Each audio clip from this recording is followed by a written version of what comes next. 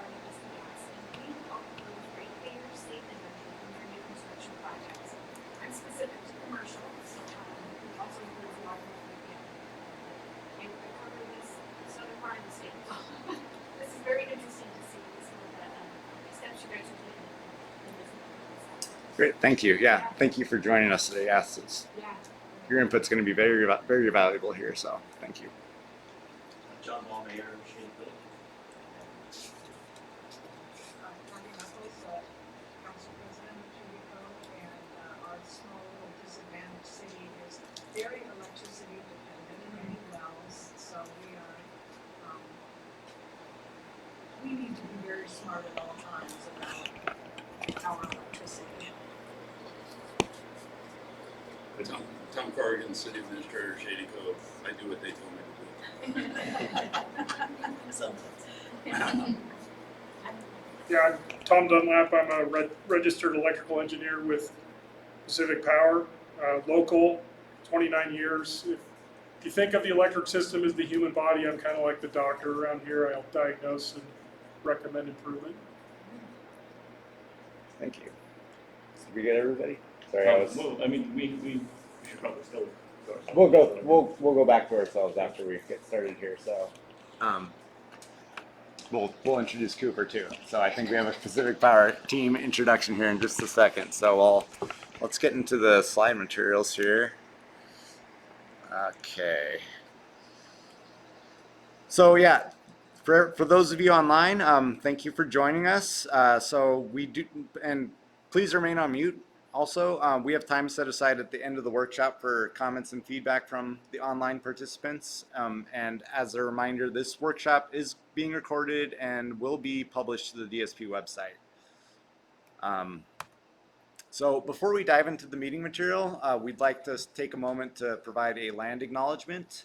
So although we may be tuning in from various regions across the state, it is important to recognize the traditional and ancestral lands of the indigenous people who are the original stewards of the land we reside on today.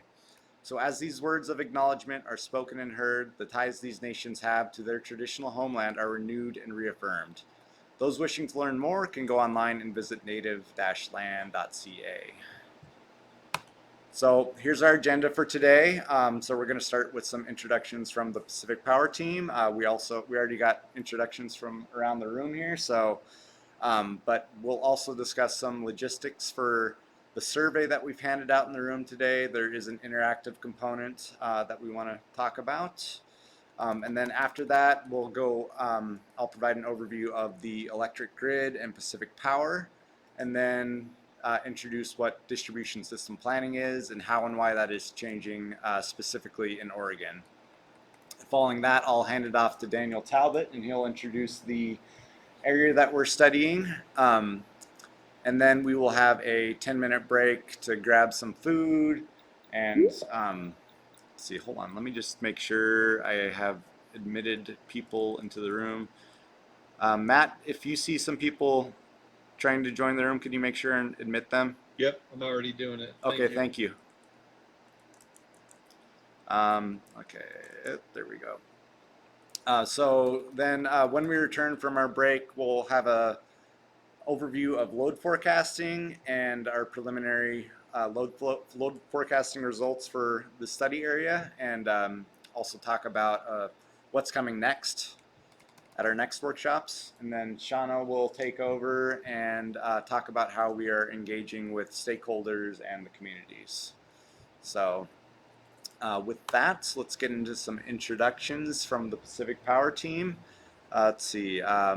So here in the room, I'm Ian Hugendam. I manage the distribution system planning team. Shauna? I'm Shauna Thomas. I'm the program specialist.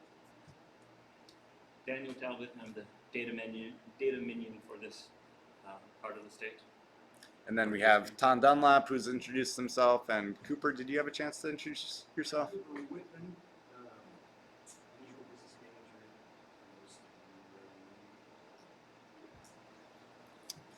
All right. Thank you, everyone, for the introductions. So we'll skip past the in the room introductions. And so, yeah, again, I wanted to talk about some logistics for the survey that we've handed out. So here are some of the questions that we'll be asking today. So just keep them in mind and think about how you might respond. Jot down your notes, and if there's anything you want to leave us with, please leave the surveys here with us, and we're going to be using those to inform our processes. So And just to note that we have several survey questions just about load forecasting, etc. And these questions specifically are on the back for you folks. It's a last ending final survey just to hear what you folks. right. So these are actually throughout the presentation. So we have a few that are Oh, right. yeah, Yeah. but most of them are going to be at the end. There is an online interactive component that we're going to be going through here in just a second. So You had a question? Yeah, I was wondering if the survey is available online, if you want to fill it out afterwards. We can probably make it. yeah, there's definitely. I mean, we have this Menti survey thing and so as you see the questions come up, and there are links to the survey questions in the presentation that we have shared online on the DSP website. So you could always go there and put in your results after the fact if not. And don't worry, we're not grading any of this. So Yeah. if you don't have strong opinions on one question, just put down what you feel you want to put down. Okay, so let's try one of these interactive online questions. So I'm gonna pull this up. Let's see. And I think I probably just need to make sure this goes on the screen.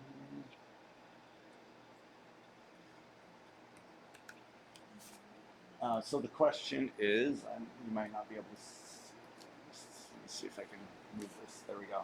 So what do you love about the communities in the upper road? So we don't have White City listed here, but yeah, it's for Eagle Point, Shady Cove, Prospect, some areas of White City. Also, Sam's Valley, I think, is part of the area that we're studying. So if you could scan the QR code shown on the screen, or you can go to menti.com and enter that code, and then if you want to submit your responses, we'll see what we get. So we'll see how this works. They'll appear on the screen. Yeah.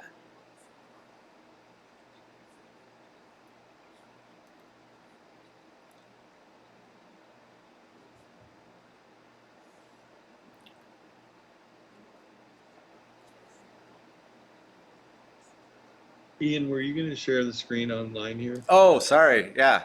Thank you for letting me know that. Sorry, it's been a little chaotic this morning, so I will share the screen online here.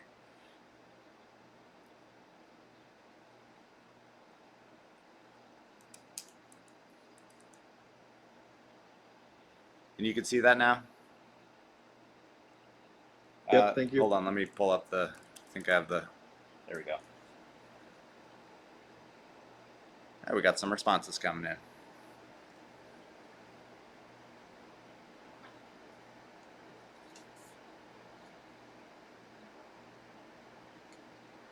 Yeah, I used to live down in California, and I missed having more than 2 seasons.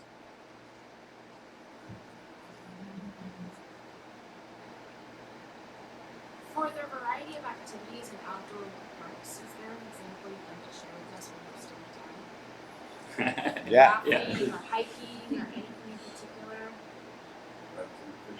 Fishing? Yeah, it's all here. There you go. I've done some cycling out here. Yeah, hiking. Our higher level manager wanted to come just for the fishing, but he couldn't make it. And Crater Lake is one of my favorite places to visit too. So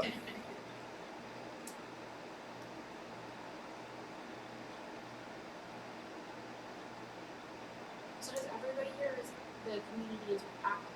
Is that what your folks are saying? Like everybody gets out? Like that's what? Yeah, very. Okay. Yeah.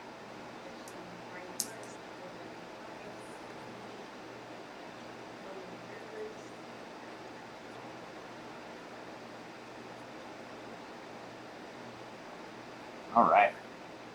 Thank you for those responses. Yeah, this is valuable information for us because one of our goals here today is to understand the the upper row communities better. So this really helps us do that.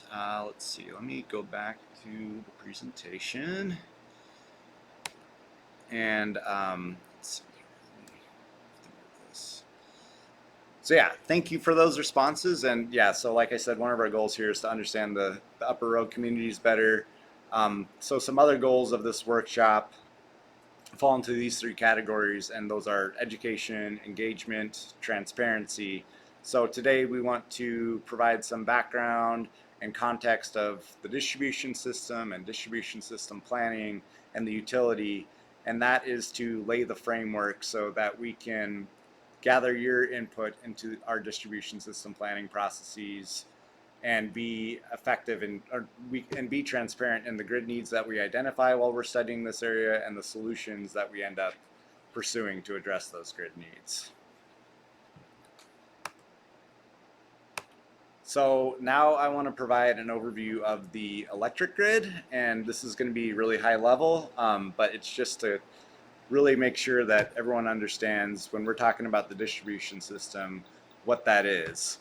So power is produced, and I'm going to use some analogies comparing the electric grid to the transportation grid to hopefully make this a little more understandable. But so generation is produced at generation plants, or power is produced at generation plants, and so there are many types of generation resources that have different characteristics of availability, cost, and environmental impacts.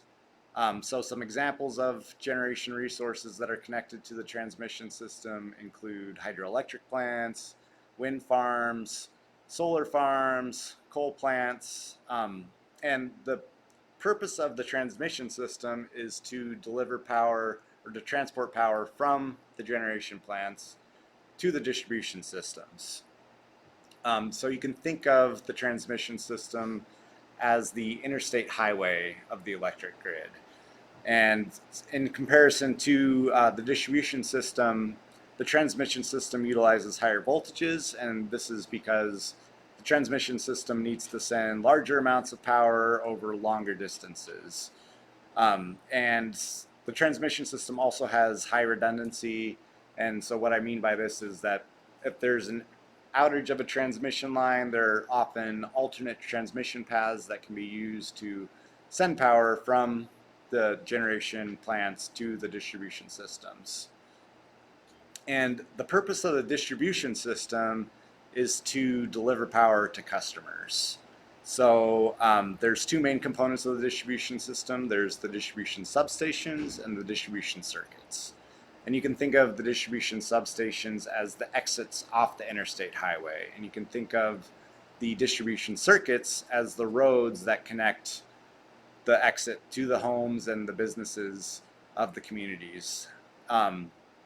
So the distribution circuits are made up of poles and wires, and those deliver power from the distribution substation to the customer meters. So I'm going to pause there and just open it up to any questions there are in the room regarding this high-level overview of what the transmission system is, what the distribution system is. Does that all make sense to y'all? Good. All right. Can I get more detail? Yeah. We certainly can. Some of it just because we started a little bit late, we have some more question time at the end, but if you have like a specific question. Well, it's just the solar component. Oh, we'll get to some of that. We have lots of slides. We're eager to show you folks, and if it still doesn't make sense at the end, we are happy to. Yeah, we're going to be talking about solar, and I'm sure we'll get to some of those questions that you have there. So, yeah, we'll come back to that. The main thing to keep in mind is we're talking like we're the distribution system planning team. So if it's transmission, that's out of our scope. And just so you know, I mean, this grid that this picture that we're showing you right here, this is more of the legacy grid, right? And you know, the grid of today, and we're going to talk about this more later, is that there are distributed generation that's on the distribution system. So there's rooftop solar, right? There's batteries that people have in their homes, But the traditional electric grid, most of the generation came from resources that are connected to the transmission system, and these are large scale generation facilities. So the distribution system planning team is focused on advancing distribution system planning specifically to meet requirements that are in Oregon. So here's an overview of our service areas in Oregon. In total, Pacific Power has 197 distribution substations in Oregon, and that they serve 535 distribution circuits.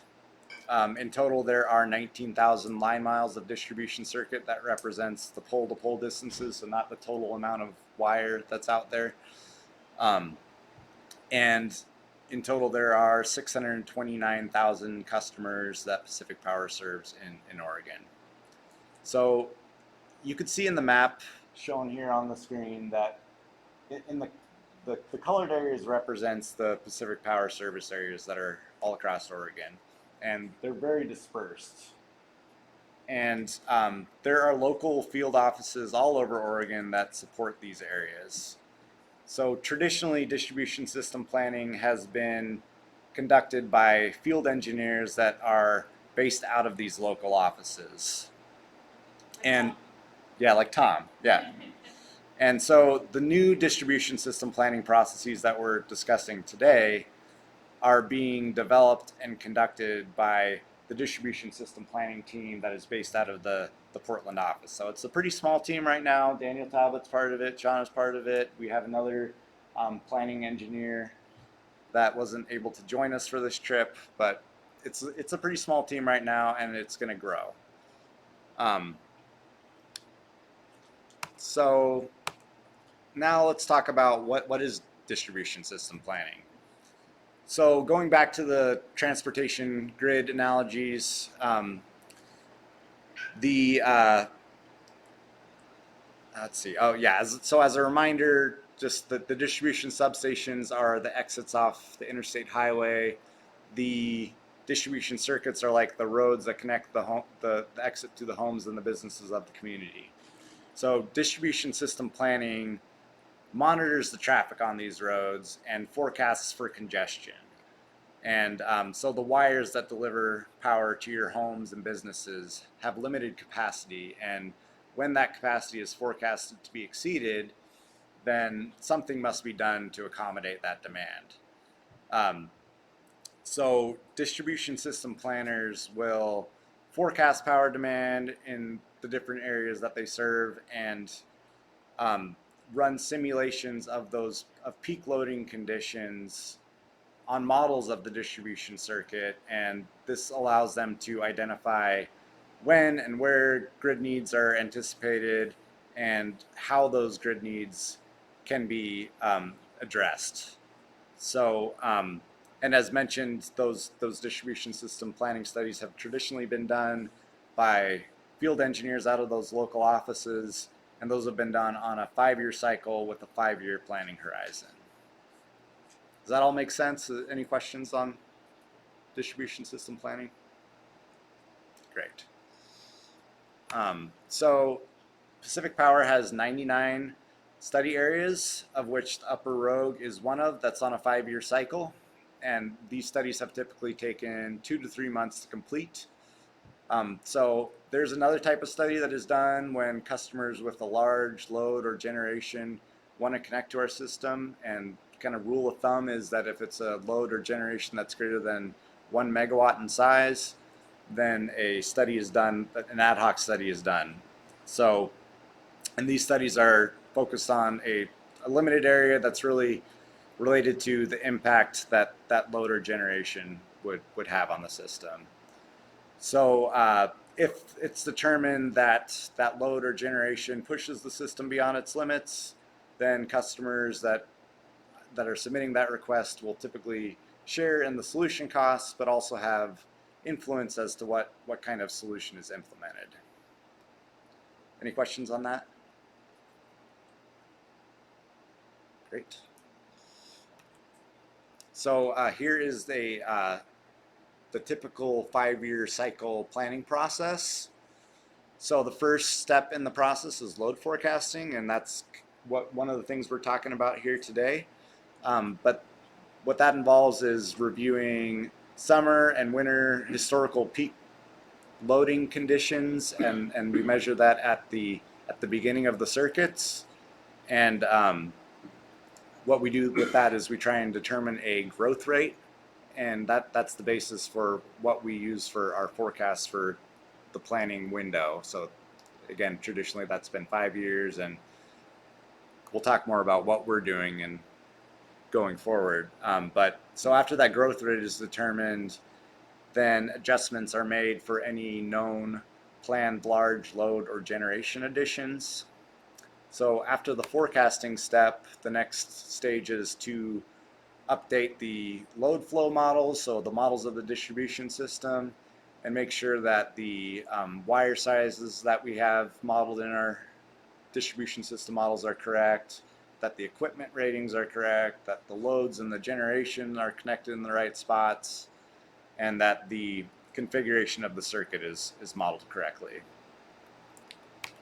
So after that, we're ready to run simulations on those models of the distribution system with the peak load that we have forecasted. So this helps us. So again, like we'll forecast it out for 5 years. Then we'll say, okay, at the end of the 5-year period, we're expecting the load to be this. So we put in those values and run a simulation on the system, and it'll tell us what parts of the system are constrained. And so if there's overloaded wire, or if there's low voltage at the far ends of the feeder because of those peak loading conditions, we'll see where those occur. So after we've identified all those grid needs, then we start to identify the potential solutions. So going back to that transportation grid analogy, if you have a road that has a congestion problem, a simple solution would be to widen that road and put in more lanes. And for the electric grid, it's a similar type of solution. So if we have a wire that's overloaded or was forecasted to be overloaded, a simple solution would be to upgrade that wire to a larger size that has more capacity. And there's other types of solutions that we are starting to evaluate, and we'll talk about those a little bit more later on in this workshop. The final step in the study process is to develop all the project proposals. So all of the solutions that are required to address all the grid needs that we identify. We will identify the primary solutions and alternate solutions, and document the risks associated with all those solutions. And then we will prioritize those and schedule those in the utility capital plan. So any questions on this traditional distribution system planning process? Okay. Oh, yes. I was just curious, are you going to circulate these excellent slides afterward? Yes, they are on the DSP website right now, and we are going to be putting a recording of this meeting on the DSP website as well. Super, thank you. My only question was, does this process happen within the Public Utility Commission as well? Like the project proposals that you're submitting?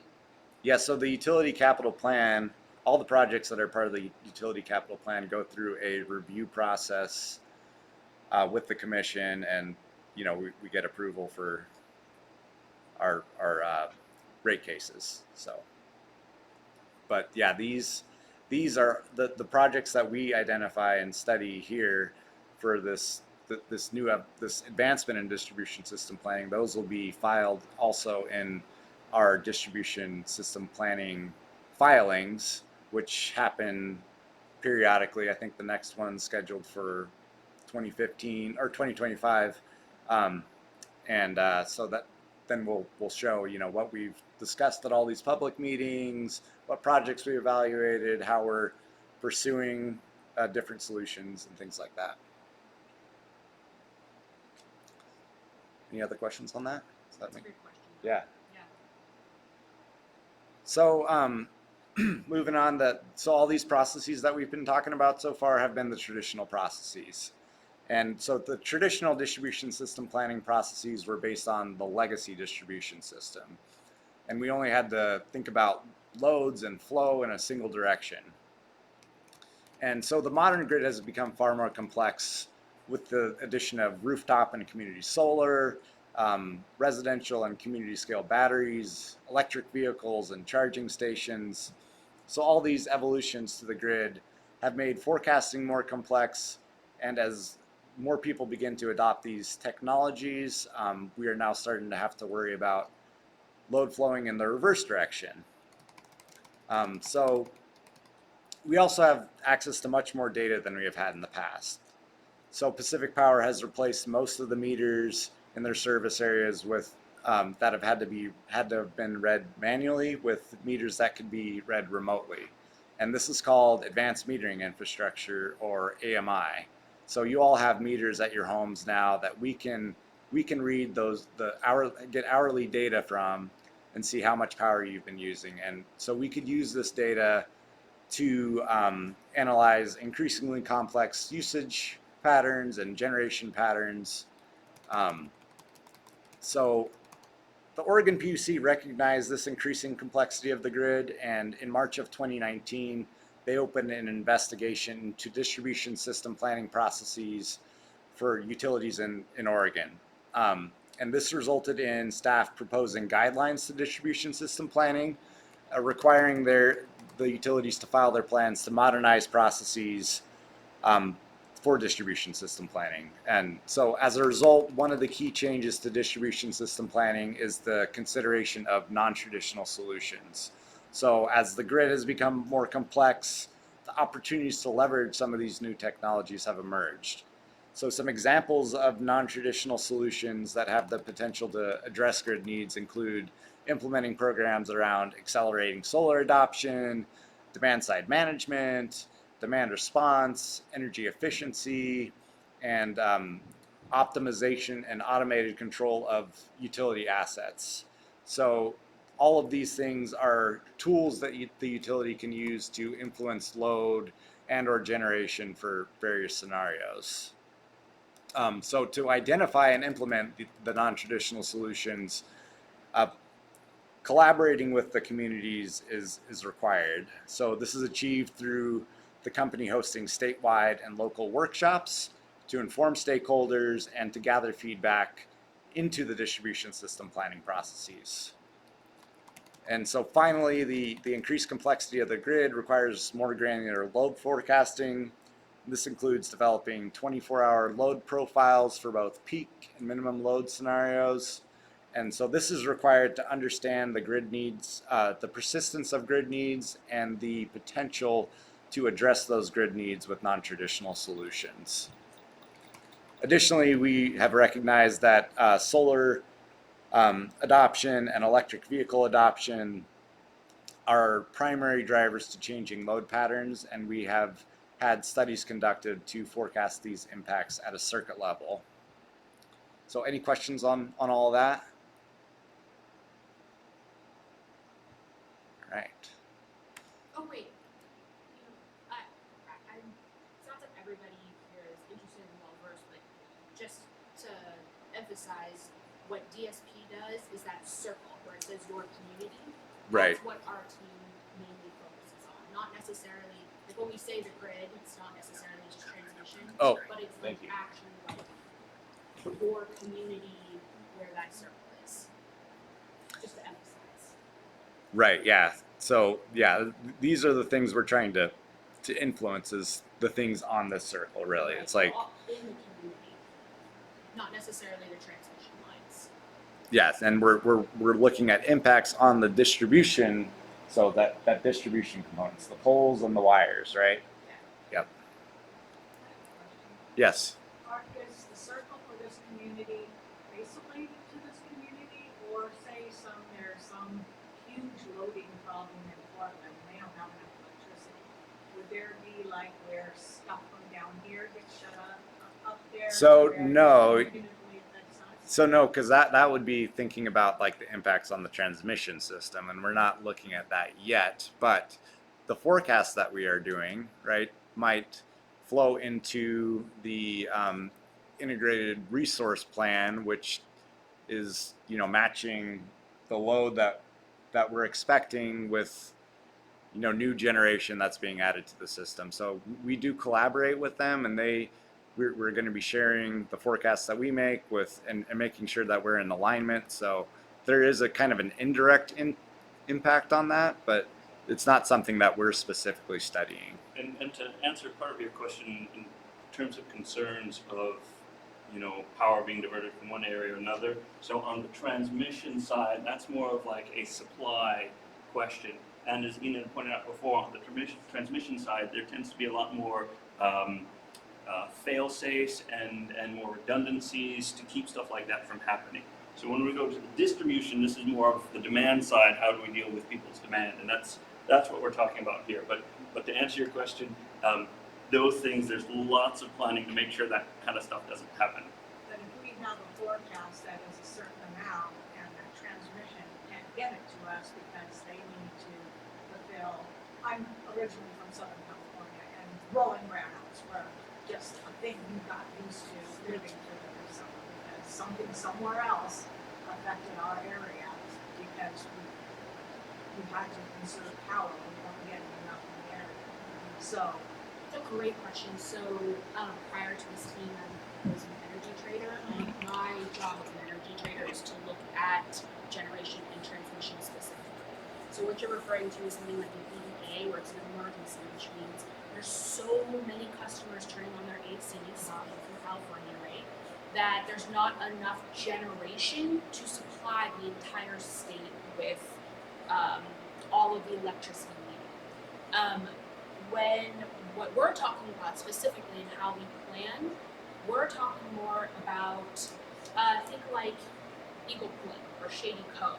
So work plans aren't for that larger generation or transmission, but for actually what happens in your community. So that's where we plan. And I think the really important thing is when we look at non-traditional solutions, we look at reliability and resiliency for that system, not necessarily for the whole generation or transmission. But I feel like I'm missing your question. Does that explain it a little bit? When we say we need so many megawatts, is that the? Yeah, absolutely. And you're getting it from the transmission system. Well, now you forecast that we need this much to run, and all of a sudden the transmission saying we don't got it because somebody else took it. So now, even though you did the forecast and you've set all the lines Yeah. and storage there, it's just not there. Yeah, and there is another planning team that is looking at things like that. So that is not our team here. Yeah, so and no, but I'm glad that you asked the question because it's one of the reasons that we're here is because there's a lot of great questions like this, and there's a lot of people who are concerned with are we going to have enough power when it gets hard, right? And so we have a whole section dedicated to all the different teams within Pacific Power and how our community, right here, has an opportunity to address those concerns. But it's important to hear that. So I'm glad you asked that question. Especially in rural settings, because we don't have a lot of utilities, and some areas are 100% dependent on electricity. There's no gas. My home's one of them. So if something happens, I have to turn to a generator. Well, and that's great too, because when we talk about distribution system planning, one of the things that we want from the community is to hear what's important to you. And what I'm hearing is important to you is reliability and resiliency, meaning such that if the community has, or if the larger WEC, which is the Western Interconnect, has issues with generation, how do I ensure that my community still remains resilient? Exactly. Yep, and so that's a great thing for us to hear, because then when we go back and we're like, listen, we've heard what people are saying, what they're saying is resiliency, then when we think of non-traditional solutions, that's what we take back. We say that's what's important. Maybe not necessarily EV, but resiliency is what matters to this community. Yeah. So similar to that note, I want to ask about how like local generation in communities impacts the distribution system that y'all are doing. If you could explain that a little bit more. Yeah, we will get to that. That's going to be my part coming up in a little bit. Yeah. And some of that will also touch on resiliency questions that you have as well. All right. Let's see. Let's go on to the next slide. So yeah, here is the study process that we will be executing this year, and how the local engagement workshops are being incorporated. So the workshops are shown in the green boxes, and then the new steps that have not traditionally been part of the process are shown in bold. So far we have selected 2 study areas based on the criteria the distribution system planning team established 2 target areas with high potential that we believe have high potential for non-traditional solutions. So in addition, I mentioned this earlier, we're also studying the Prineville community, and we just got back from meeting with them on Monday. So we've also established enhanced processes for load forecasting, including weather normalization and layering in forecasts for electric vehicle and solar adoption rates. So today we're kicking off this local engagement series here in the Upper Rogue communities. And after today, we will prepare to begin running simulations of the peak loading conditions on models of our distribution circuits and identify grid needs and potential solutions, including non-traditional alternative solutions. So after we've identified all of these solutions, we're going to return and have a second round of local workshops to present the grid needs that we found and talk about the potential solutions and understand how how your communities value these different solution approaches. So based on the feedback that we received from that second round of meetings, we'll do a more in-depth analysis of the preferred solutions and develop recommendations on how to proceed. And then so we will then return again for a final round of local workshops and communicate our conclusions and discuss next steps. So with the additional complexities of the modern grid, the additional data analysis, the consideration of non-traditional solutions, the required local and statewide engagement, we're planning on these new DSP processes to take about 12 months per area that we're studying. So this process will continue to evolve. It's in the very early stages, and so as we learn what works and where there are opportunities to improve, we're going to adjust. So I also want to note that the traditional 5-year cyclical processes are still in place and are being conducted by the local field engineers. And so these processes that we're discussing today are intended to be done in conjunction with those studies and also with input from the local field engineers. So any questions before we move on? Because next step is Daniel's going to be talking about introducing the Upper Rogue study area. So any questions on any of this? Anything I've covered? All right. I'll hand it over to you, Daniel. Oh yeah, I can operate this show for you. All right, so now we're going to talk a little bit about why we're here as opposed to another community in a different part of the state. So it comes down to we're trying to find a grid need that can be met with a non-traditional solution.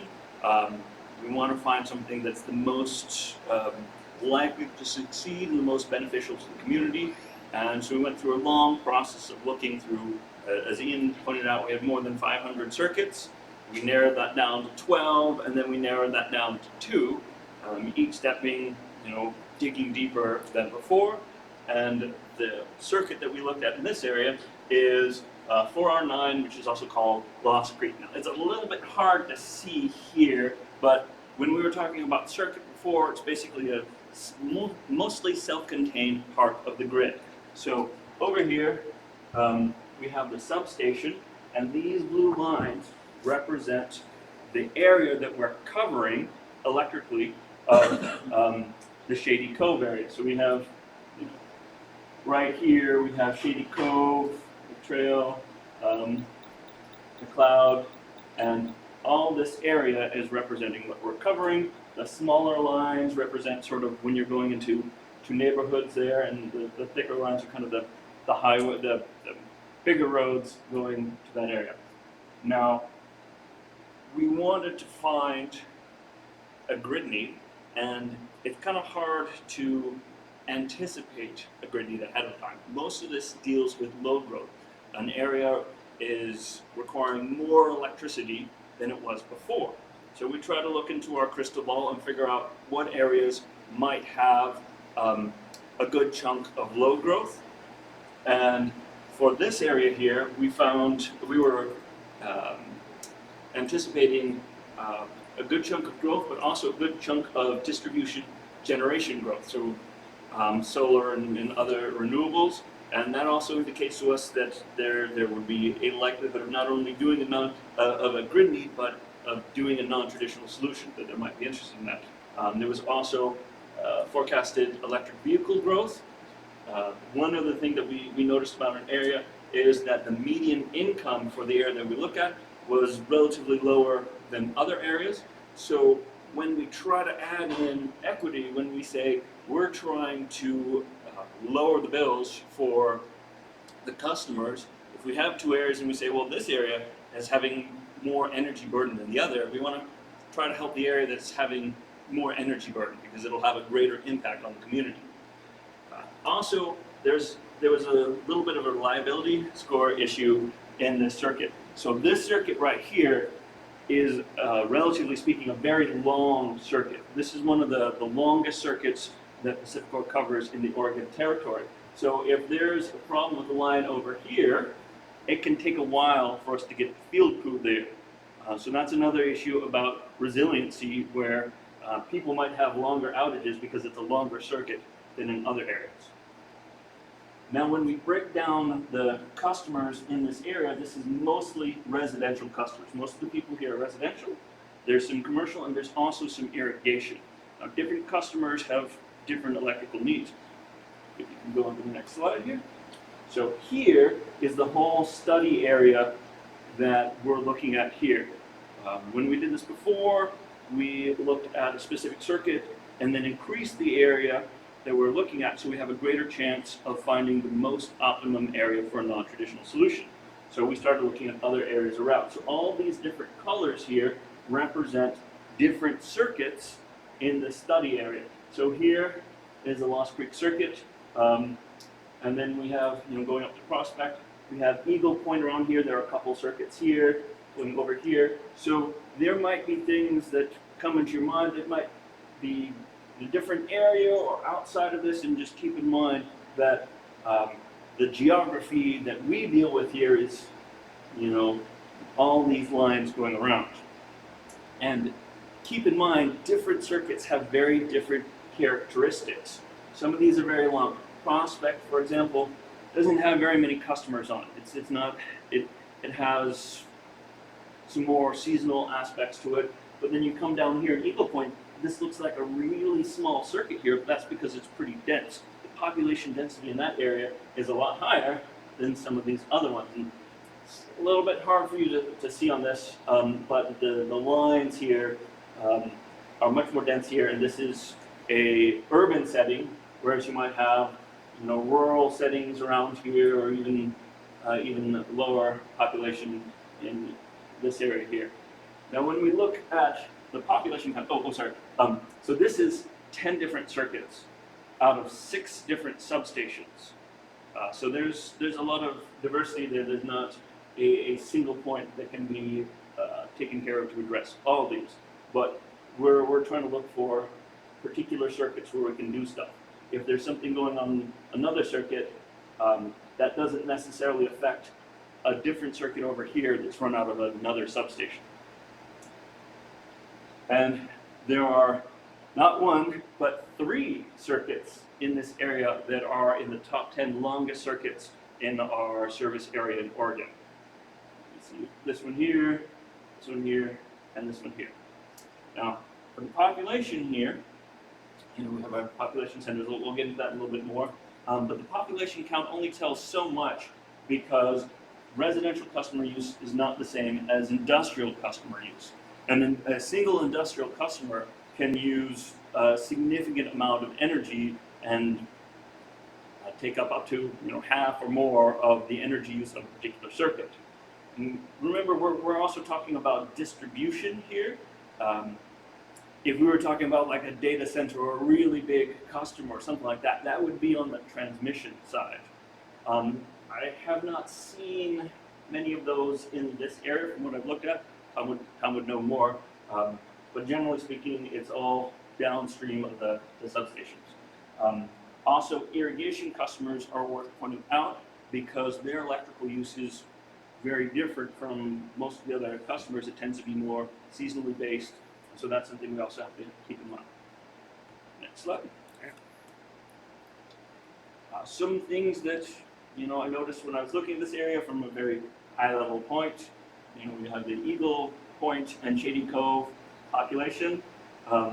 There was an Agate Bay solar farm, 10 megawatts, is pretty significant for a distribution level generation. So significant, in fact, that that circuit has reverse power flow.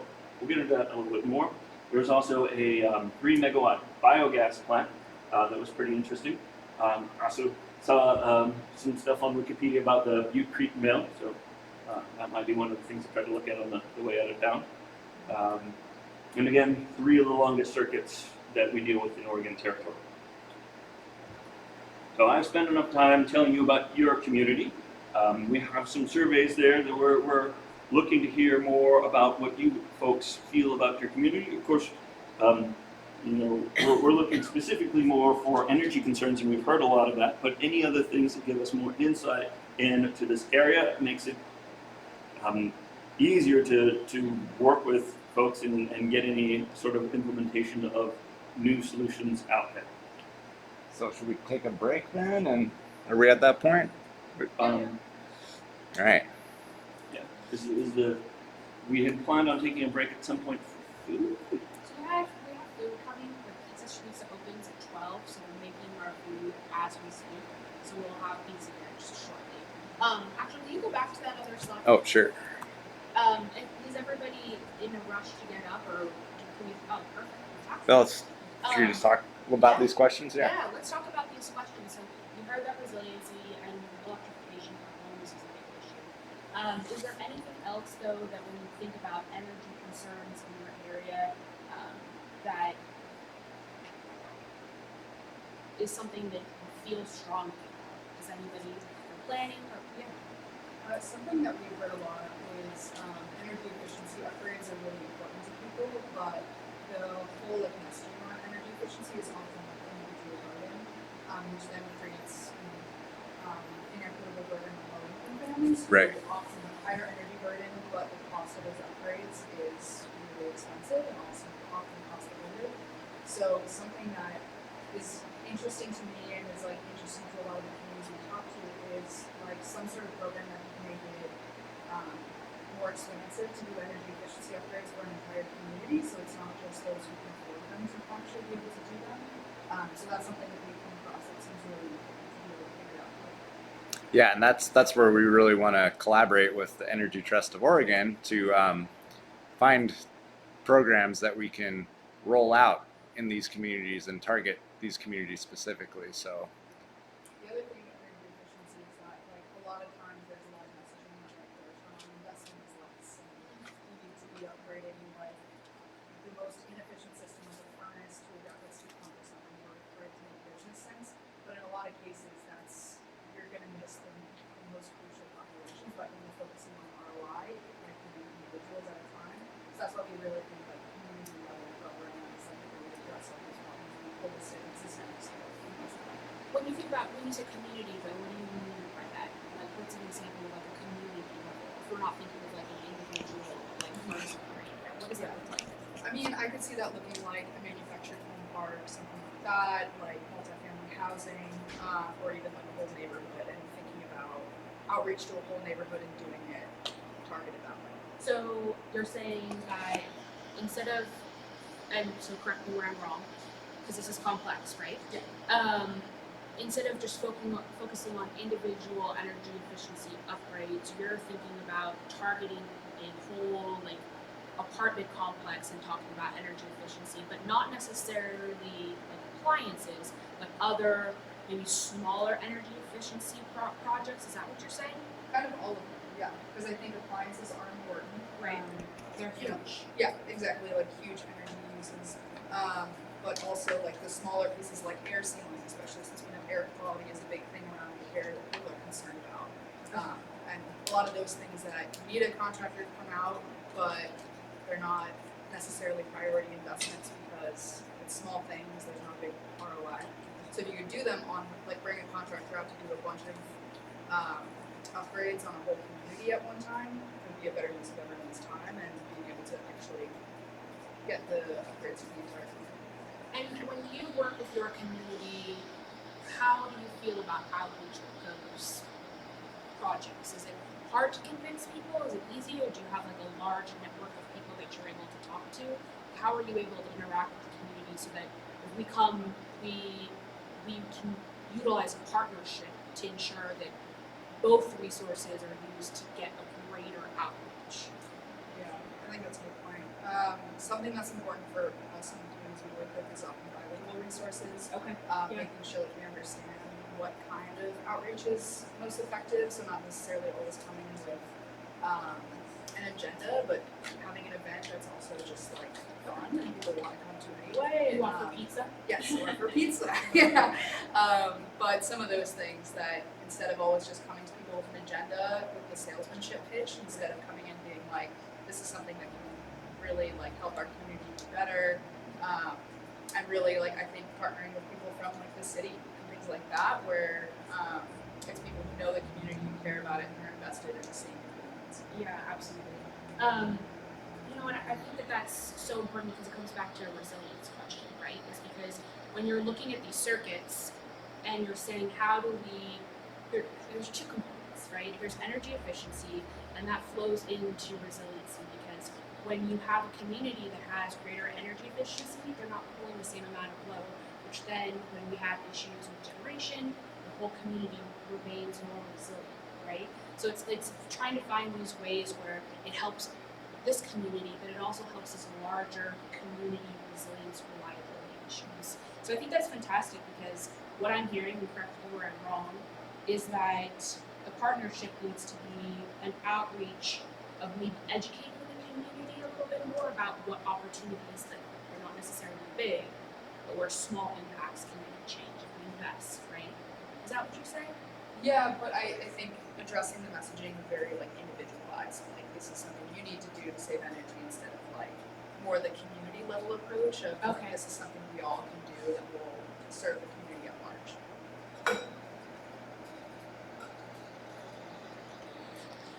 Well, I don't want to open Pandora's box or anything, but in regards to this community, it's important to recognize the wildfire risk. And it's important, as you probably have all been informed by Pacific Power, to understand that we operate differently under extreme wildfire conditions. Yep. So when we're talking about resiliency, you have the normal operating mode, and then you have the Fire wildfire mode. risk Yep. mode. And so your power will likely not be as reliable during wildfire season. Yeah, absolutely. And to that point, that was one of the comments I was going to make is when you're asking about what else should we understand or consider about the communities in the upper road, I think partnering with emergency management probably at the county and local levels, natural hazard mitigation, those things are kind of upfront things that are important, I think, to our communities in the upper road. What are our concerns about energy is how it will be impacted when those events occur. We all know and prepare for emergencies, disasters, natural hazards, things like that. I think it's important for our community to know how Pacific Power is tied in or partnering with the organizations and agencies that will be responding in those emergency situations.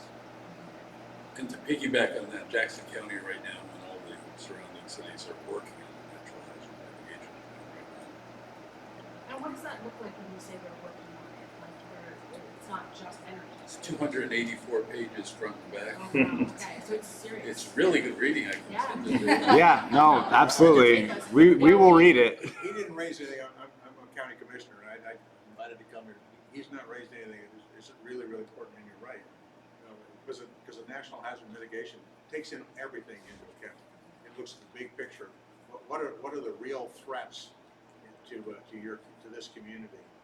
In other words, you're probably not going to get a hurricane through here, but fires are a big issue.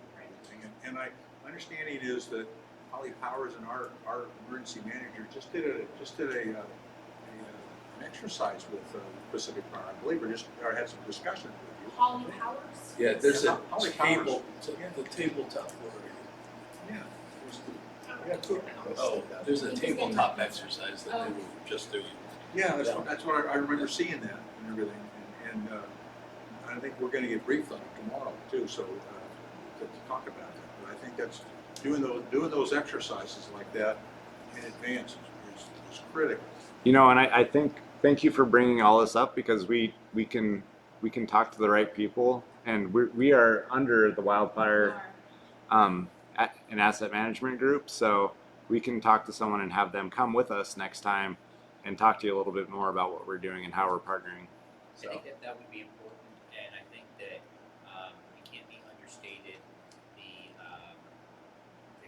the concern about energy relative to those things. So probably be a good idea to have that as a talking point. Yeah, absolutely, and that's something we'll try and arrange to have happen at the next round. So Yeah, absolutely. So I have resiliency, which is in terms of enough power to be able to keep the lights on when there are rolling blackouts, which can happen. Your energy efficiency and how we decide to partner with the local community for outreach that's more about education as opposed to salesmanship. And I hear a big topic is wildfires and how that would impact the community. That's fantastic. Is there anything else? I had a question. You put up a picture of the agate solar farm. yeah, Is that the one 234 in agate? Okay, here, go back. So Go back another one. Yeah. Okay, so it's it's off of wait, no, this is the biogas, so it is somewhere around here. 234 and 62. I know there's another one down here, but that's not part of the area that we're looking at. Just want to know how that impact is. That, do you guys know, is it profitable for them? Is it? I can't speak to the profitability for them, but it does make all sorts of interesting effects on the circuit, as Tom could probably go into quite detail. There's more power generated on that circuit than consumed, so it has reverse power flow, which we'll get a little bit more into that. I don't know if you want to field the question in terms of their profitability. That's not. I don't know about profitability. What I can say is it's functioning as designed. We haven't had complications. So it wasn't our first large solar in this area. So Is it a long process to get approved? Yes. There are for something lots like of, that, yeah, that's a big project, right? So Yeah. Wait, Tom, it's ours? It's our solar farm? no, it's not. But We have a contract we have with a somebody to buy it? interconnection study process that both parties come to the table and divulge the characteristics of the facility, and then it's studied and upgrades are made and it's vetted and all that stuff. So so that goes back It's to gone our very ad hoc seamless. studies, right? That's one of the things that exceeded that limit that needs to be studied, and that went through that process. So So is that something that, in addition to everything that we're talking about, is of interest then to you folks as well, like in terms of alternative, like solar farms or An entity came to me and said, if you're going there, just say, hey, I have 10 acres. What if I did this on 10 acres? so you have I got some stuff that will go over how that looks. That's an excellent question. somebody came to you and said, you have 10 acres, I'd like to maybe start like a renewable energy plant on your 10 acres, is that right? Oh, okay. So we're thinking like community-based renewable energy projects maybe, is that what you're well, I thinking? mean, depending Yeah. on We what can we get find, into like that. it We can get might into that. might address some grid needs, right? It doesn't have to be. So yeah, we'll talk about community-based renewable energy a little later on too, and what the difference is between a non-traditional solution and how that kind of overlaps with community-based renewable energy. So The main thing for this workshop is understanding the general process. We still have a lot of data to work out before we can start talking about actual grid needs and potential solutions. So those kind of specifics are things that we're interested in, but that's still a little bit farther down the road. Does everybody understand what a grid need is? Well, we're gonna get to that. We got some slides. Yeah, we just keep saying it. Right? Yeah. I have some very specific stuff to go over that. We'll get to that. So we should have to piece it here in just about 10 more minutes. Do you folks want to break and continue to talk, or would you like to continue with the presentation? What would you like to do? Keep going? all right, I think we'll have a. we'll nice keep going. break. I'm going to need to stop talking at some point to put pizza in the Okay, load forecasting and next steps. Part of this will also include some of the stuff that was done last year in Klamath Falls that will give you guys some insight into next steps. So, next. And there. So there's basically the traditional forecasting method and the enhanced forecasting method that we've been doing. The main thing to take away from this is with the enhanced method, we are taking in more data. More data gives us more detail gives us more accuracy. So we're trying to take into account weather normalization. We're trying to take into account growth of electric vehicles and distributed generation. We're engaging with the local stakeholders to get some feedback. These are things that weren't generally done in the past. Keep in mind, because we have very diverse areas, that some field engineers do things a little bit differently. Tom is one of the few engineers that does try to include weather normalization, but that wasn't really part of the standard process beforehand. Another thing that's really important to keep in mind is we are looking at a 10-year forecast as opposed to a 5-year forecast. And we'll get into why we're doing that before, but all these things add a lot more complexity into what we're looking at.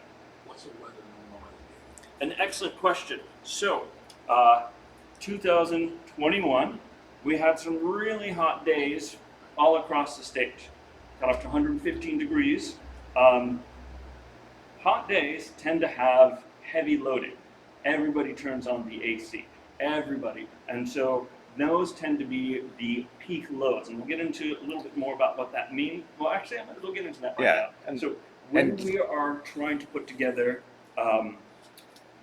when we're planning a circuit, we have to plan for the peak load, the highest load of the year, of the general time frame that we're looking at. The wire has to withstand that point. The rest of the year, that's all fine and good, but if it can't handle that peak load, then, the wire is not good enough and we have a grid need. So when we talk about a really hot year and we have to plan for that, that impacts how we forecast things. We want to understand the general growth of a circuit, like how much is electricity increasing generally over time. When you have those extreme weather temperatures, it's like this big old spike you see. And it's like, is that accurately showing the growth, or is that showing extreme temperatures? So what we're trying to do is to account for both of those, not only underlying growth, but the next big heat wave. So that adds a lot of complexity. We can go more in detail on that. We're a little bit behind on the time. Let me just say one quick thing. So yeah, I mean, just to talk about the importance of weather normalization, why we're doing it. So like Talbot was saying, there's a relationship between how hot it is and how high the power demand is, right? So the hotter it is, more people are going to be running their ACs, right? The higher the load's going to be. And so when you have these extreme weather events, and there's a lot of variation year to year as to how extreme the summers are, right? And if that's changing year over year, it kind of, and we're trying to determine a growth rate for load, it masks how load is truly growing. If you see, it was really 115 degrees this year, it was 100 degrees last year, right? Well, of course it's going to be 5%, maybe 15% higher, right? Or depending on what that relationship is. But so that's why we're figuring out, what do we want to filter out? What days do we want to filter out when we're trying to determine a growth rate, right? And we still, when we're doing our forecast, we still say, okay, what was the worst case loading? We apply that growth rate to what we determined with the filter data, but we're still considering that 115 degree day as the worst case, and we apply the growth rate. So going forward, right, we're saying, if this happens again, it's 115 degrees. If it's 115 degrees next year, right, we're expecting that it's going to be 3% higher for the load, right? Does weather normalized data set take in like lightning storms, windstorms, things like that? Right now, we're just looking at mostly temperature. So Yeah. as we said, this is a new process. Every time we're adding something on, we want to make sure it works before we add on stuff. Each iteration will probably have more complex forecasting, but right now we're just looking at temperature. But that's something to keep in mind for later on. We just don't want to add too many things into the sauce before we see how it tastes. Here's a generalized example of this. The main difference between the traditional and the non-traditional, we have a lot more data points. Not only do we also have a lot more data points, but we're also kind of skewing a little bit for some of these really high extreme weather, so that's not masking growth, as we said. With all these extra data points, we have a better, a more reliable forecast. And just giving an example of how it used to be done back in the day was you essentially just take 2 points and you draw a line, and that'd be your forecast. Now Tom does something more complex than that, but for the detail that we're doing, we had to add in a lot of extra stuff. And you'll see in a little bit why we needed that extra detail. Next slide. Yeah. There we go. Oops, sorry. There we go. So now we're going to talk a little bit about where new load is coming in. What is driving load growth? And the principal, most easy to point at thing is commercial or industrial development. Somebody opens a new factory. Somebody opens a new mall. There's a new hospital. So a single point or a few large points that are added to the circuit, adding in load. Now these are part of the ad hoc process. So this is when somebody says, we want to put a casino here within the next 3 years, and we have to scramble to make sure that things work quite well from the electrical side. So these aren't things that we're not as much planning for in the DSP cycle, but they affect it. So if we hear that there's going to be a new large load, when we have our forecast, we basically say, okay, it's going to be moving up like this. We just move up our forecast, just raise the whole level up by that new load. More traditionally, we have population growth. A new subdivision, people move in, more people in the area on that given circuit, and that's the standard way of growth that we try to predict in terms of the forecast. However, heating and cooling have a big impact. People are like, I don't need AC, and then 2021 comes by and they're like, I'm going to buy a bunch of AC. That's going to show a growth in load, even though there might be the same number of people there. Same token, if it gets really cold, oops, sorry, this is cooling. If it's a really cold winter and people start getting heating that they didn't have before, or gas prices go up and instead of having gas heating, they get electrical heating, these things affect the load. Now, of course, there's policy and economic growth that have all sorts of complex effects on that. If someone says, like in California, they say, all these houses need to have solar, or, saying all these houses need to have a certain thing, policy can definitely have a big effect on the load in an area. A more interesting special case is technology. Generally speaking, as technology marches forward, things become more efficient. Your refrigerator is a lot more electrically efficient than your grandparents, or their parents going back in time. The appliances were energy hogs compared to what we use today. That being said, there are some exceptions. If anybody ever bought a plasma screen TV, that used a lot more electricity than the TVs before that or the TVs after that. If people start farming Bitcoin at home, that takes a lot of energy. Electric vehicles are something that we're still trying to figure out what the impact on the grid and on the energy use is. You start charging your car at home, that can have an impact on your electricity bill.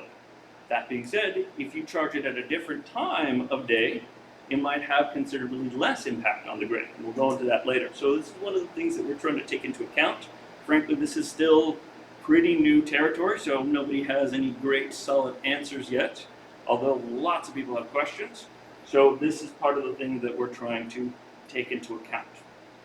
Now, all of these things that we've talked about here, one of the reasons we're here is to try to understand, is there something that's going on in the community, Eagle Point, Shady Cove, the surrounding areas that we've seen, that might impact the forecast that we've done before. Some of these things don't come to us until later in the process. You know, nobody's telling us about a new hospital or something until later, and they're trying to get connection to that. So do we have a survey? We do, but I think maybe we should just talk about it in the room here. What do you think? So again, so the question's up here. So what drivers of load growth have you seen in your community, and where are they occurring? So does anyone want to bring anything up? More people moving here? More people getting AC or Yeah. or heating? Are A there? lot more commercial buildings that have some of those big developments, North Gate, shopping centers, and those kinds of things. Multifamily development across the Road Valley. I've seen that. Yeah. You know, pretty big demand for both commercial and multifamily housing. Aren't there a couple of initiatives like prohibiting natural gas in new housing developments? I think Ashland is talking about something like that. Yeah, so that'd be like, that'd fall under the policy, right? Yeah. Yeah. So you're seeing that in what locations now? Ashland is, I've heard rumors Ashland's that. talking about it. Yeah. It's already been developed. They have an citizens initiative to undo it, so we'll see how that goes. Do you see if that, do you see that maybe coming here too, or? Are we talking about, and I apologize, I didn't mean to cut you off, but, are we talking about the upper row though, in it? Specifically when we're talking about the study today, right? When we're talking about in your communities, we're talking about the upper row Go communities, to the yes. next slide and we can And my at least have an question was overlay. really that sometimes we look at these other cities on eventually what they're doing creeps into our area Right, as well. exactly. I just wanted to. So know for this, whether or not to we're use talking the about question. like this area here. You know, you have Eagle, Yeah. Eagle Point, Shady Cove. Like this is the area we're specific. I mean, if there's other great Anetha areas, that's great. But we're mostly looking at anything that would be like if this area right here is going to have something new that, you know, stuff like that. So do you think that with gas prices specifically, when you're talking about the change in policy and how it's Ashland is considering it, do you think that your community then is getting a sense of maybe it's I don't know any history on this, so I don't know Okay. if all these little pockets that something's gonna spark in the state, where the state just doesn't want natural gas in new housing developments. It just kind of, surprised me to, when I start seeing these other communities start making, that's a big change to a way of living for a lot of people, so. I was just hoping maybe you guys had more information. If it's policy like that, you know, we're not gonna. We might not hear that any sooner than you. yeah. If I could, relative to population growth, and I'm speaking about Eagle Point, traditionally we've had quite a few building permits, and I'll use that as an example of population growth. So we've had quite a few building permits. This last year we have had fewer, but so I don't know if we really are talking about short term or longer term, but I think that the upper road or this region that we're talking about today has had some considerable growth and continues to have considerable growth. So that I guess would be a comment relative to population. and I don't mean this term in a political sense, but I think that this region that we're talking about in the Upper Road traditionally is conservative, and so some of those policies or those other demands, say EVs, for example, have been slower to catch on. And if anyone in the room, has seen that differently, I think they should speak up. But from my perspective, again, not in a political way, but conservative, I would say is how I would describe some of those other things relative to policy and growth. Yeah, and yeah, go ahead. Yeah, I would agree with that. In the county, we're seeing a larger growth up here in this area. For example, I know the irrigators will tell you that for some reason the weather patterns in Jackson County are changing and there's not as much water in the Southern Valley. And so you're actually seeing Harry and David opening up some more orchards up in the northern part because there's just more water up there. I don't know why that's happening. Nobody really knows. It's just a fact of life.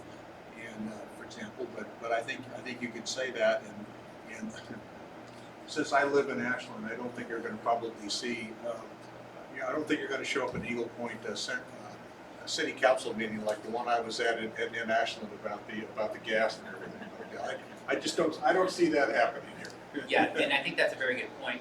However, I would also say that Eagle Point's demographic has been changing over time, and there have been conversations about things like EVs, for example. So I think that some of that language that we hear in more in progressive or liberal communities is starting to kind of filter its way or make its way into this Upper Road region we're talking about. But we're not really there yet in comparison to an Ashland, a Talent, some of the other cities in what I would call the South County. I would say I would agree with that. I think it's moving, but it's just moving slow from your perspective. If you go back a few slides, you'll see your biggest. You had the EV as part of your distribution need. Oh yeah. But So then right below it, you said let's see. the median income's under 50,000. Oh yeah, going back to the Very good point. Oxymoron. You can't have both. Right. Yeah. Right. The median income not. right. Yeah, we've noticed that too in our studies. It's like the areas that have the lower median income are slower to adopt electric vehicles for sure.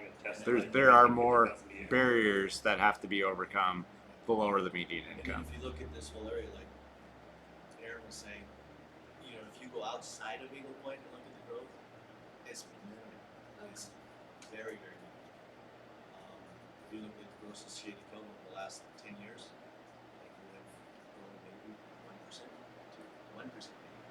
1%, 1%, In terms of population size, yeah. We have And we'll see. I think we'll see it here in a couple slides that we're getting into. It's the growth rates that we have seen are greater than the population growth rate. So. And just keep in mind as we're doing this whole full transparency thing, as we go through the second iteration, we're like, it says a whole bunch of, we're seeing from our models EV growth, but we're also seeing that. Does that make sense? So when we go through these situations and we say, actually, this doesn't correlate well, that's when we can refine the model next time around. But we don't know these things as well until we try them. Right, out. and we had these EV studies done. It was consulting firm that did these EV studies, and they don't have the knowledge that these communities have. It's just based off of models of economic growth and all kinds of stuff like that. So And not that the Eagle Point or Shady Cove is not unique, but when we were in Prineville, one of the things that we found with Prineville when talking to the community was Bend used to be the center point of Central, right? And it was blowing up. And what they're seeing is people can no longer afford to live in Bend. So they're starting to filter out of Bend and end up in places like Prineville, or mention these smaller little towns. And so when we do our forecasting, we're looking at the past, right? We're looking at what has happened. We had a lady who came up to us afterwards and said, you know, we hear you. We actually had it in our workshop as well. We hear what you're saying, but we're concerned because what you're talking about is the past, and what we're seeing in the future is vastly different. We're seeing lots of growth. So it's one reason that we come out here is because what we see may not line up. So how do we hear the feedback from the actual community and what's occurring? And so when we all three of us, we all drove down separately. We all went and explored your community, right? And what's changing is as soon as you leave Eagle Point, there's new construction out there, right? Like that Walmart. How long has that been there? A while. Yeah. Yeah. So I'm wondering, what parts, when we go through and we look at things, do you feel are like the actual areas of growing, like of Eagle Point? If that's been there 10 years, is it more density growing, or is it outside, like spots that we are unable to see?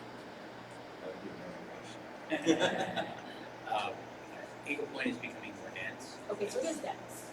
However, the density overall is not a very dense community,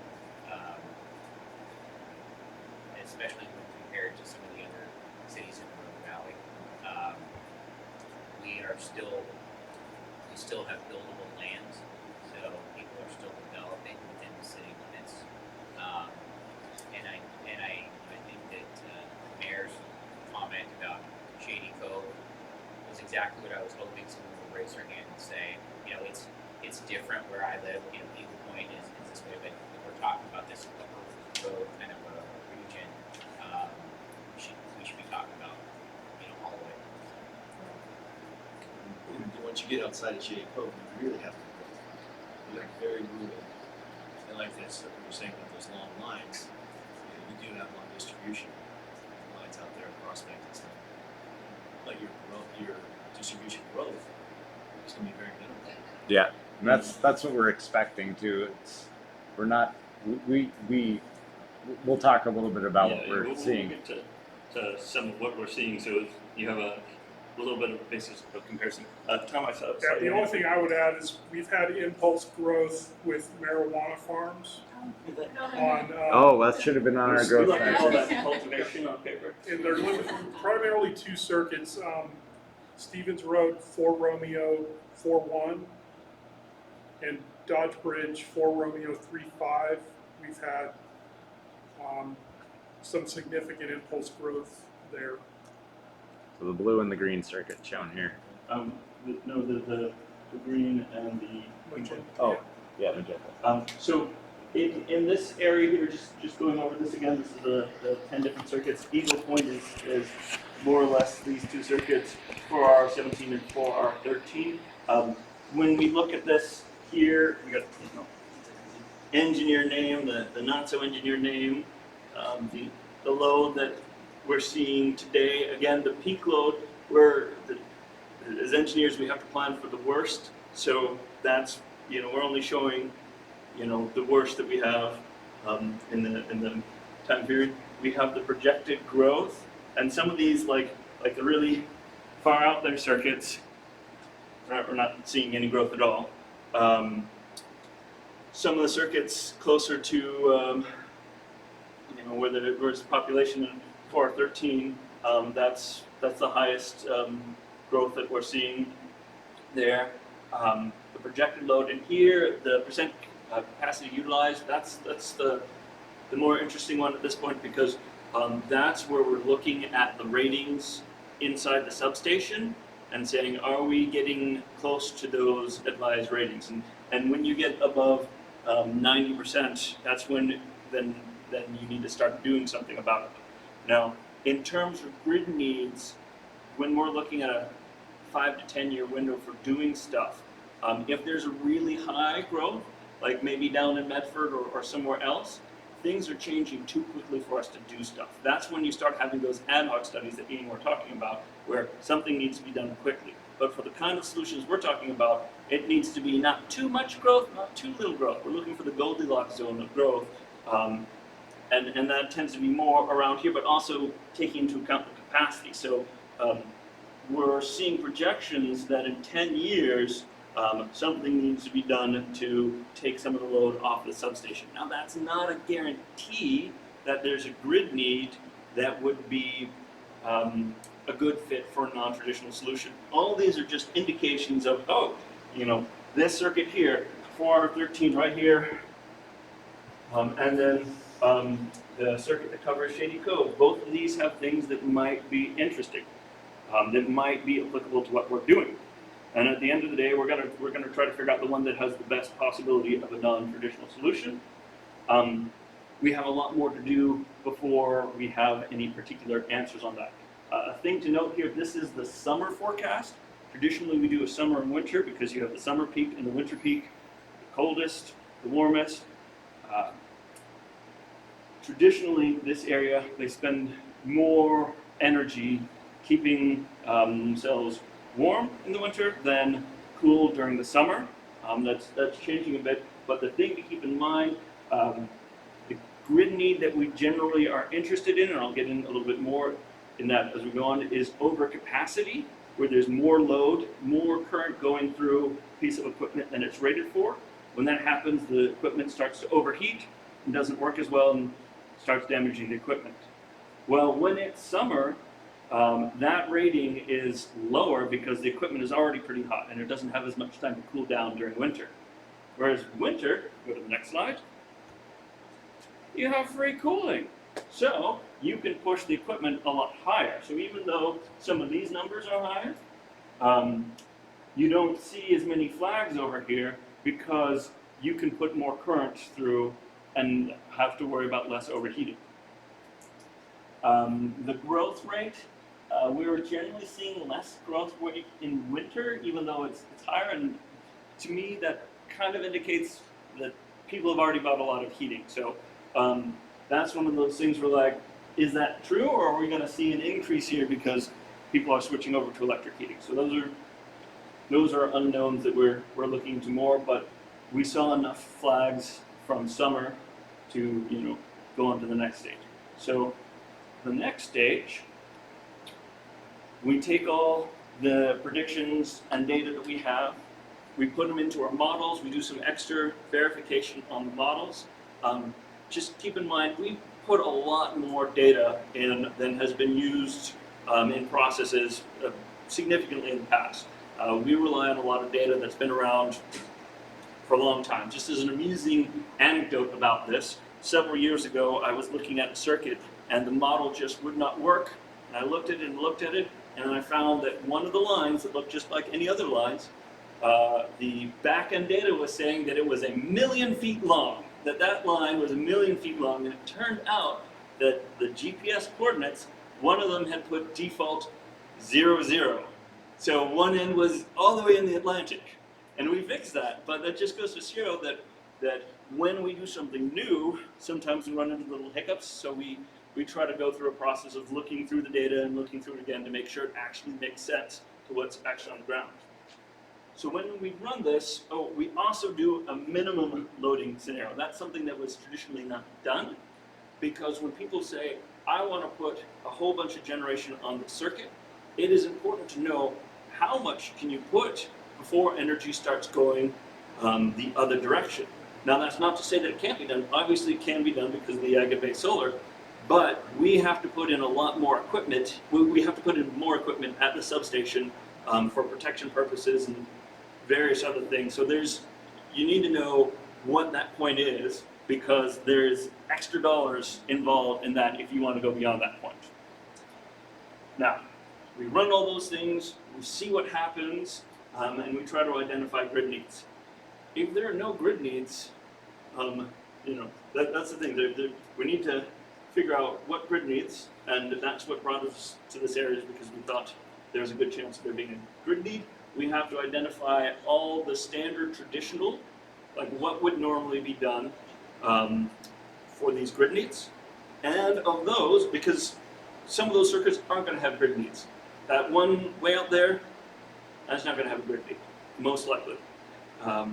But of the ones that do have grid needs, are these something that are a good fit for a non-traditional solution? If it has to be taken care of really quickly, maybe not so much. So we will have to look into that. And of course, we're taking input from the local community in terms of what people are interested in. We're not forcing anything on anybody. If there are ideas that people have, we want to take advantage of that. And with that, we'll go on to review of Klamath Falls. That was what we did last year. So the area was selected, we looked through the area, and then one circuit here for our 45 was investigated and had a grid need that looked appropriate. We had a whole bunch of local feedback meetings with folks there, and they had some ideas that we incorporated. We chunked in all the data. We came out with different solutions, had different costs, different times, different amount of people we'd need to involve.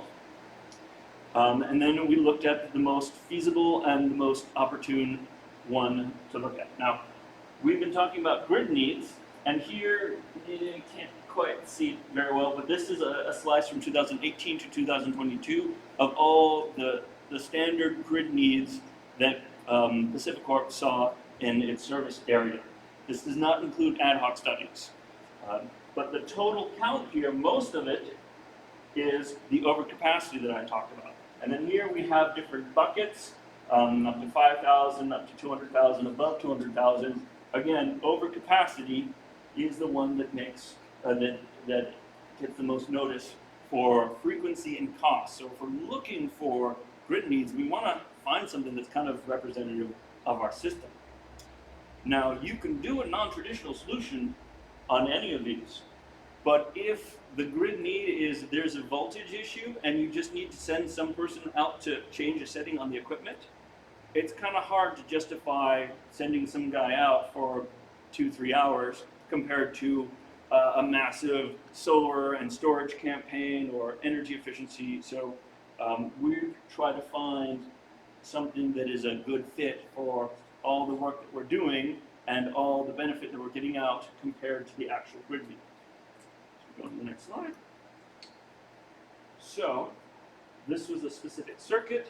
We found overcapacity in the forecast. So this would be the next step where we'd look at the circuits and say, oh, here we're seeing a problem here. This line right here, overcapacity, caused a secondary need, but this was the main thing. Another analogy, metaphor about electrical power, you can think of it as water. There's so many different metaphors, but we'd have to club you over the head with a textbook to really explain it. So just the power flows downstream, and so everybody downstream here would be affected by this wire. Solutions are most effective when they're downstream of the grid need. And if there's a wire that has overcapacity, that sort of thing needs to be addressed in 2 to 3 years. That's the window that you have when you say, oh, it's starting to overheat. This wire is starting to get damaged. It's not going to explode overnight, but you really want to get it fixed within 2 to 3 years. This here is the 24-hour load curve. This is probably most epitomizes the extra lengths and the extra complexity of DSP, of the distribution system planning compared to the traditional way. So we've been talking about peak load. Peak load right here, this blue line is the entire load of this area seen at the substation. That's what it sees. Have morning, and it kind of dips down, and then it comes up, and peak load here is in the evening, 6 o'clock-ish. And that's the point that we have to prepare for. Now this particular line was the worst case prediction in the summer. And this orange line here was effectively the rating of this wire.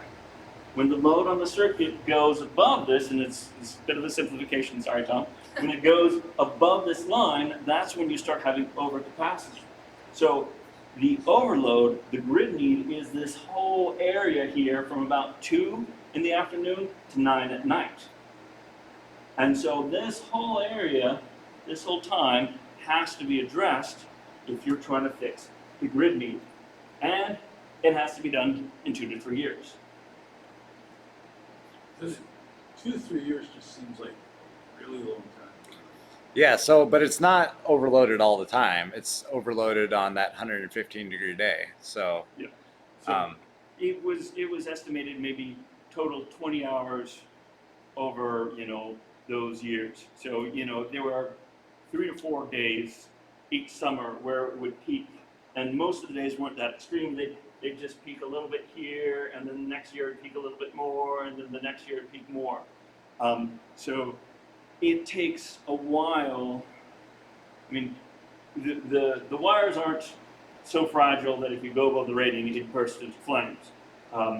But it starts to degrade the wire the more you do it, and 2 to 3 years is about the time when like it's gonna start sagging, and you don't want wires to sag. Our ratings are very conservative. The speed limit, if you will, on a line is very conservative. And so, I mean, I've seen wires pushed to 120, 145% no incident. So we tend to replace kind of a low risk Right. tolerance, I'd say.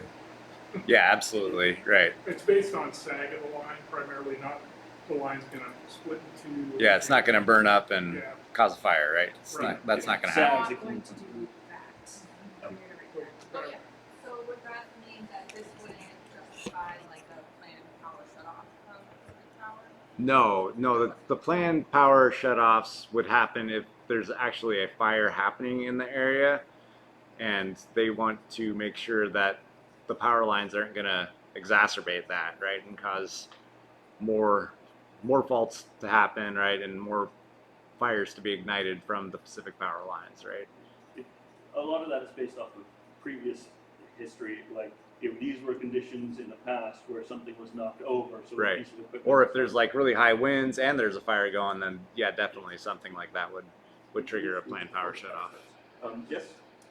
How do you think maybe incentivizing ratepayers by giving them a reduced kilowatt hour charge during those times where the peak load is less, that would give homeowners, especially low-income homeowners, an opportunity to Yeah. go to their laundry at a different time of day? No, yeah, time of use is definitely is a type of program that we would consider a non-traditional solution. And if it was, and it could be specific.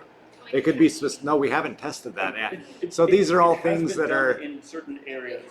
It It has been done in certain But areas. it's been done mainly for transmission, not distribution. Oh, okay. Yeah.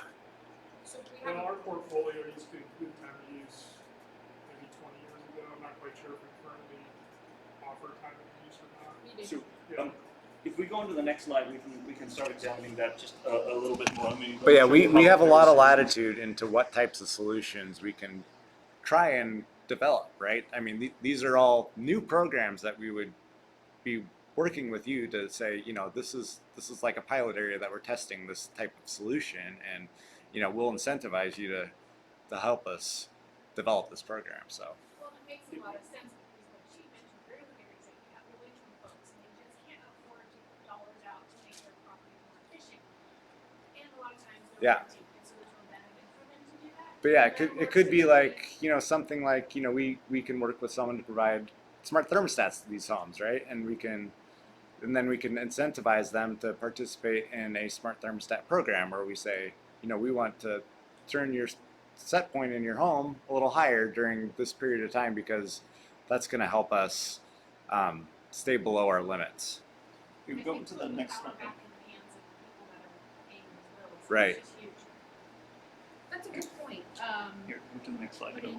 I can. So, if you have the curve here, I can start explaining how the various solutions go. The traditional solution, if the wire can't handle it, you just get a wire with a higher rating, and you're just basically lifting it up. It doesn't matter the time of day, time of year. This wire here, you put it in, you don't need to know any of the rest of that. So that's the standard traditional solution.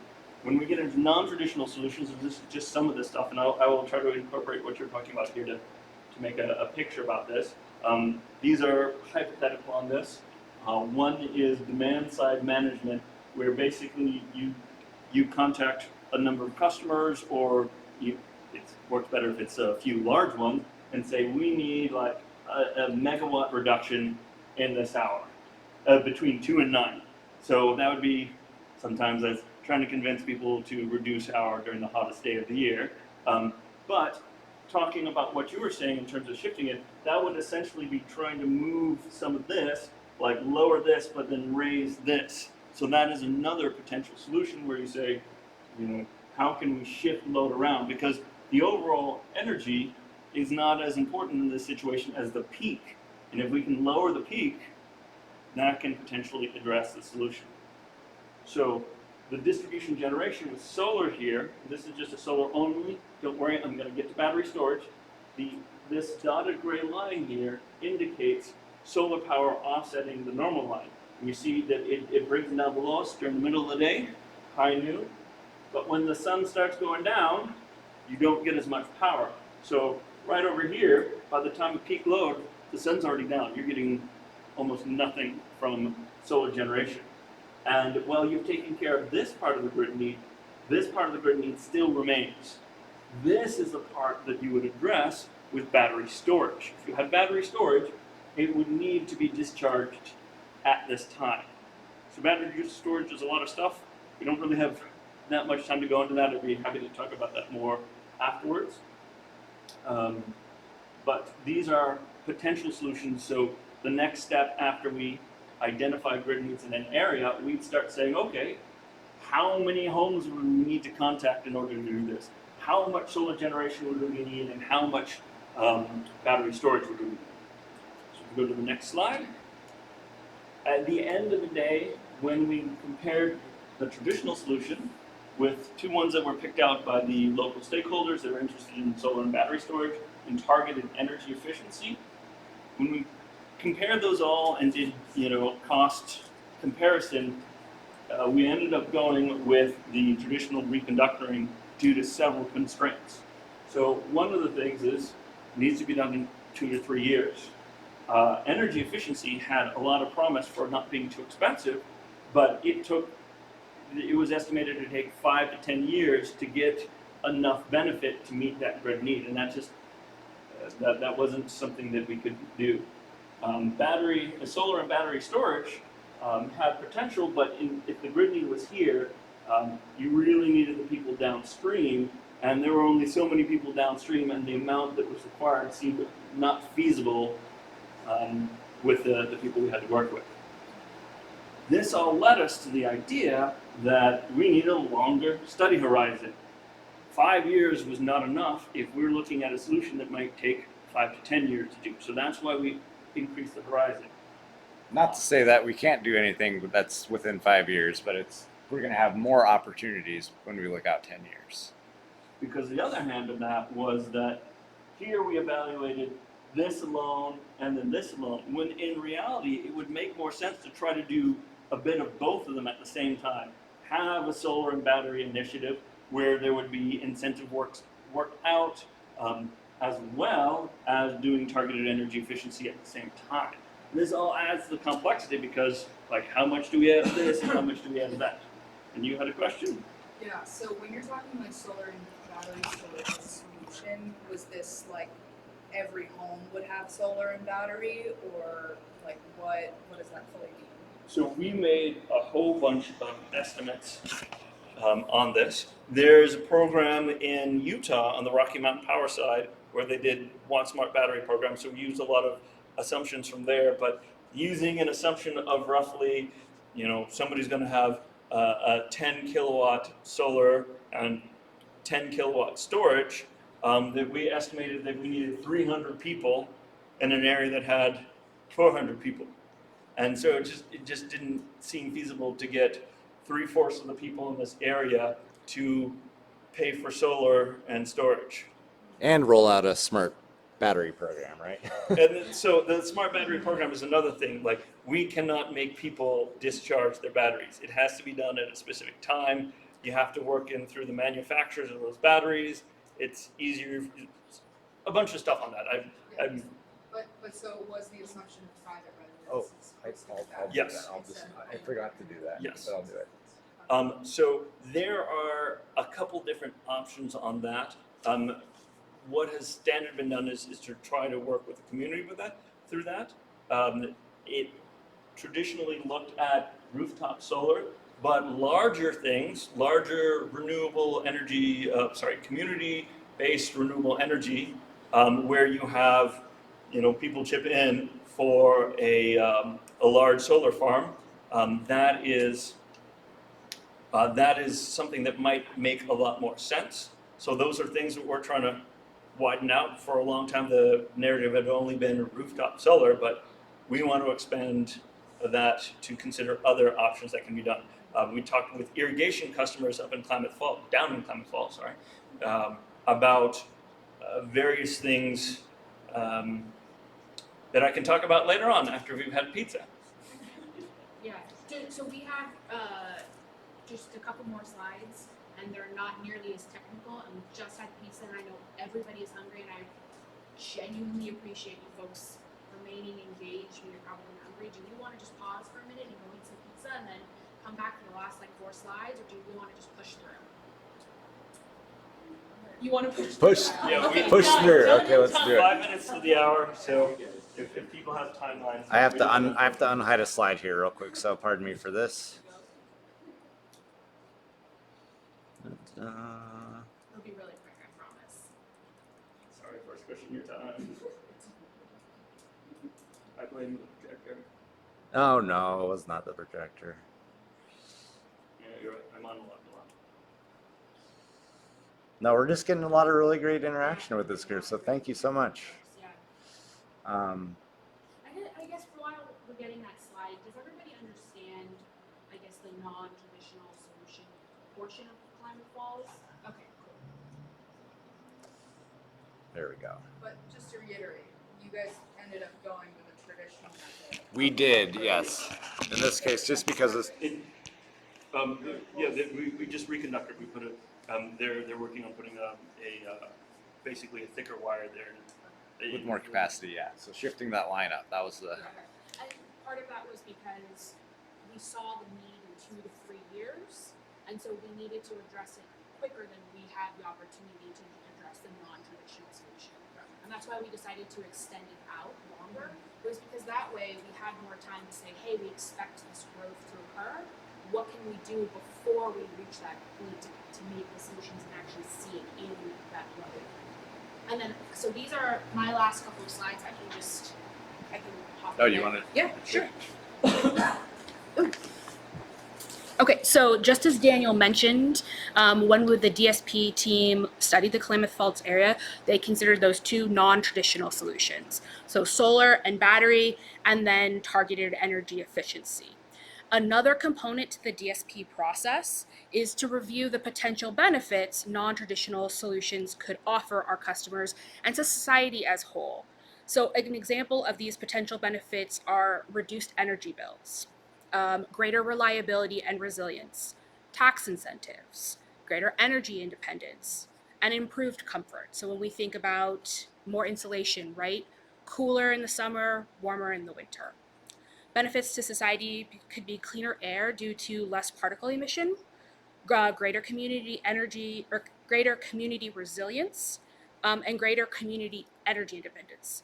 And for the utility, it could be potential savings, fuel savings, reduced fuel volatility and increased flexibility, and deferral of infrastructure investment. These potential benefits also have potential costs for the customers and for the utility. And that's part of the next step of DSP, right? Is to look at the framework and how to value each one of these solutions. And then we come back to the community and we're really transparent in what we are finding with the grid needs, but also how much is it going to cost and what are the actual benefits to the community. And that's one of the reasons that in this iteration of the DSP process, we're reaching out to the community before, because we want to hear feedback, fire, energy efficiency, resiliency, all of those things that when we look for those non-traditional solutions, we can incorporate them into what we're planning. And a lot of good points that we heard also include teams that aren't us, right? We were talking about the IRP group, and that leads us to the next slide, which is about stakeholder engagement. So the distribution system planning is part of a larger group at PacifiCorp that receives input and feedback from the community. And I just want to very briefly, because we have pizza, talk about these groups so you know that there are other groups other than DSP that you can continue to engage in if it doesn't have anything to do with DSP.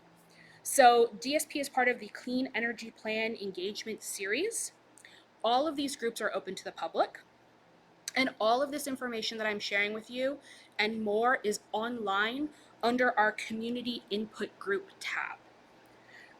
These groups are broken into two different focuses. The first is utility planning.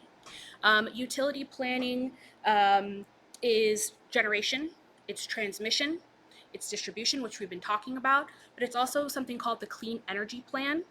And that group works with thinking of demand response and community-based renewable energy projects. The second group is community specific. So these folks are the folks that go in and do surveys, they do support programs, and they would talk to people that wouldn't typically be at the table with utility planning process.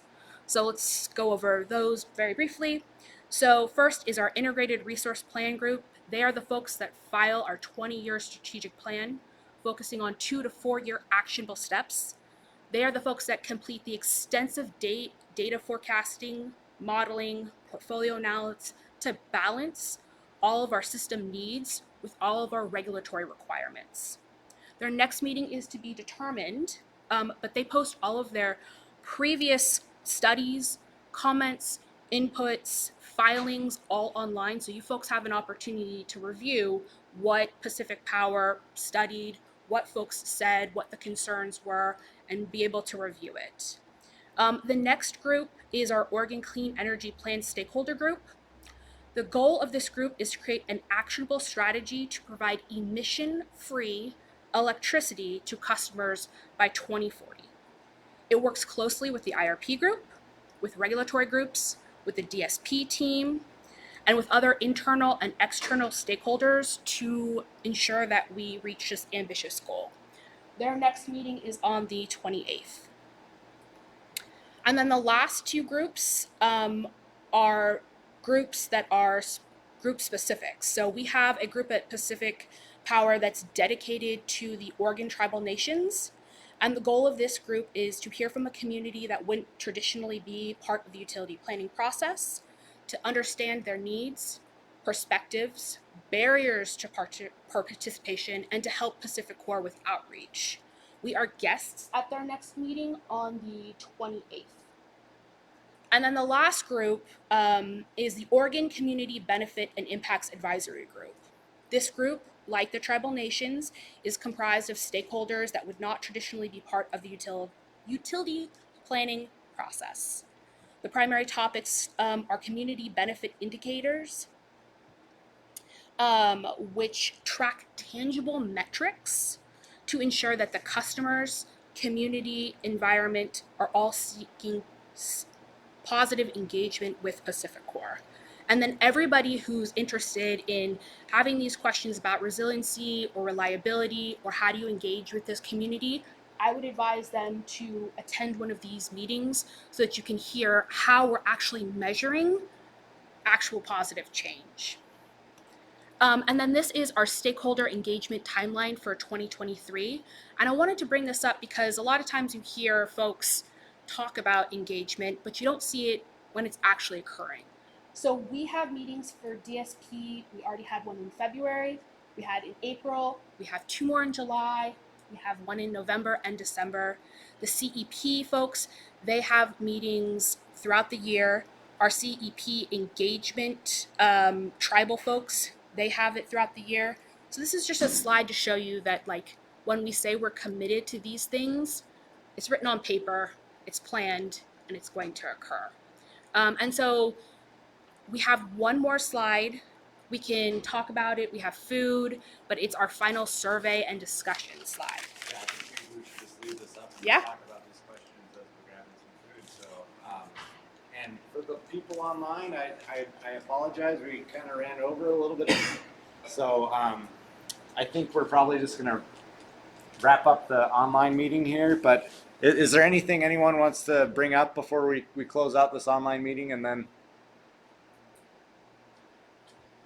just go ahead and take yourself off mute if you want to bring anything up.